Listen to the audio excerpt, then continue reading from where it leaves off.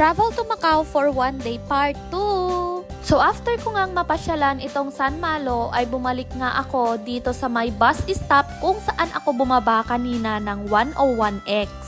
At habang pabalik ka nga doon sa bus stop ay pwede mo na ring puntahan nga yung tinatawag po nila ditong Grand Lisboa na kung saan ito daw ang pinakaunang hotels na pinatayo nga na sobrang laki nga dito po sa Macau. At isa nga ito sa pinakamalapit at sikat na sikat din talaga sa mga nagpupunta nga dito po yan sa Macau. So isa nga sa mga mapapayo ko dito sa Macau ay magpunta talaga kayo ng weekdays para konti lang yung tao. Kapag Sunday kasi ay napakadami nga talagang tao dito at hindi ka makakuha ng picture na maayos. Hindi na pala ako pumasok sa dalawang building na to dahil dito pa lang sa labas ay super satisfied na ako. Dalawa po ang option nyo kung saan kayo sasakay papunta sa Venetian at Parisian po or dun sa Eiffel Tower. Sa kabila po mismo ng Lisboa ay nandun na po yung bus stop na pwede kayong sumakay or pwede po kayong bumalik doon sa sinakyan nyo ng 101X. Pero ang pinakamadali po talaga doon po mismo sa harapan ng Grand Lisboa ay meron po doong bus stop na kung saan sasakay po kayo doon ng 25 or 26A. So 26A nga ang sinakyan ko at bumaba nga ako doon sa kabila ng Galaxy at nag-footbridge ako papunta nga po dito sa may Galaxy. So dito nga sa Galaxy ay eto nga ang inyong makikita sa kanilang main entrance. Sobrang ganda talaga at nataon talaga na pagpunta ko dyan ay nag-iba-iba nga yung ilaw. Eto siguro yung time na kung saan ay ipi-play nga nila yung mga pangmalakasan din nilang panghatak sa mga bisita dito.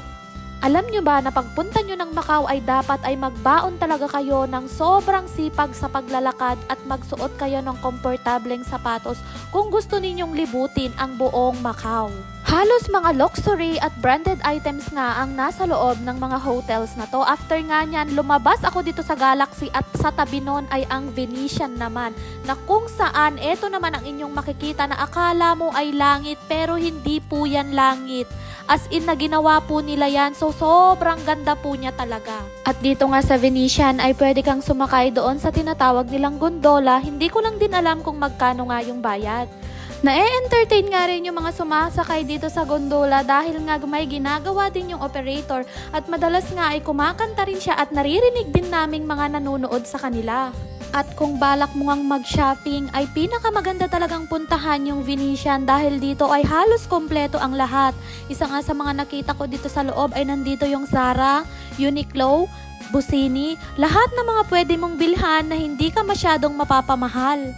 At nagtry nga akong pumasok dyan sa loob at alam nyo ba na sobrang daming sale dyan sa kanila. Halos yung mga bagsak presyo lalo na sa Uniqlo ay dito nga sa Venetian mo yan makikita. Kaya kung i-rate ko talaga kung saan ka pupunta at kung gusto mo ay meron kang mabili kahit papaano ay dito ka na sa Venetian. At bukod nga sa gondola na laging dinadayo ng mga tao dito ay napakaganda rin ng mga performance dito. Lalo na ito na tsempuhan ko na may nagva-violin at sobrang ganda at sobrang galing nga niya.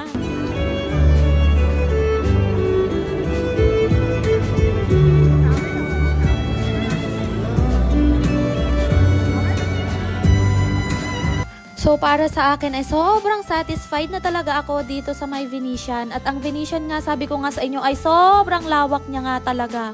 Halos ang paligid pala nito ay punong-puno ng mga shops na kung saan ay pwede ka ngang mag-shopping dito. Sabi ko nga kanina ay connected nga sa bawat isa yung mga buildings ng mga pasyalan nga dito. And next kong pinuntahan ay eto namang Parisian na kung saan sikat na sikat nga dito sa harap nila itong Eiffel Tower. Dahil nga maulan ay doon ko na-discover na as in na magkakarugtong lang pala yung Venetian at saka Parisian. As in na hindi mo na siya kailangang lumabas doon sa Calzada. May daanan talaga na footbridge papunta naman doon sa kabila. Na kung saan ay hindi ka talaga makakaramdam ng pagod dahil yung dinadaanan mo ay sobrang ganda talaga. At hindi ka nga mawawala dahil meron silang mga direction kung paano nga puntahan yung Parisian at kahit na din yung The Londoners na bagong-bagong renovate nga daw dito sa Macau. Dito naman sa loob ng Parisian ay ganito ang iyong makikita at meron din silang ceiling dito na kakaiba pero pasensya na talaga kayo guys dahil hindi ko rin ito pwedeng i-post. Pero sa mga gustong makakita kung ano nga ba yung nasa ceiling ng Parisian ay mag-message kayo sa akin at ipapasa ko nga sa inyo.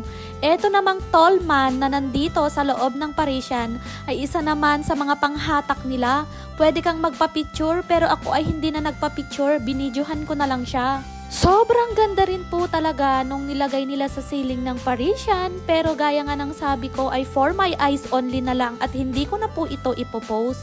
Dito nga pala sa harap ng Parisian ay makikita mo na rin itong bagong-bagong renovate nga na The Londoners. Sabi nga sa akin ay nito lang din ito ginawa at noong unang punta nga namin dito sa Macau ay wala pa po ito. Dito nga pala sa Parisian ay dito nyo nga makikita yung Eiffel Tower na sobrang ganda at pwede po kayong umakyat hanggang doon sa may glass. Libre lang daw po ito at doon naman sa pinakataas ay magbabayad ka na. Nagpagabi pala ako para makita ko rin to sa gabi. Kung bus 25 ka naman ay bababa ka dito sa City of Dreams na kung saan ay dito ka magsisimula. At ang City of Dreams ay tabi nga niya ang The Londoners at harap nito ang Parisian, Venetian at saka yung Wynn na sobrang sikat na sikat ngayon.